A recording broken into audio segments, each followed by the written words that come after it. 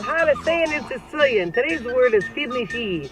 What does it mean? It means to be pensive, to be in thought, to have worries.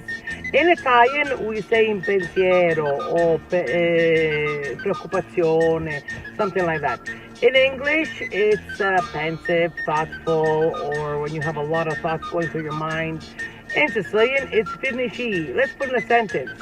Ho tanti firnici oggi. Like, I have a lot of thoughts today. I have a lot of things to deal with today. In Italian, we say ho tanti pensieri oggi. So that's the word for today. Keep watching. Please subscribe to my channel. And guys, I just want to put it out there. I'm doing this to help others and to give back and to keep the culture, the Sicilian culture and language alive.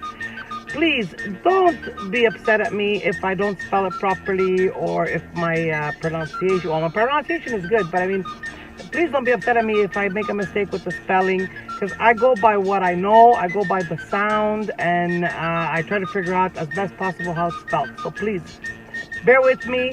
Thank you for watching. Subscribe e come sempre ci vediamo presto. Salutamu.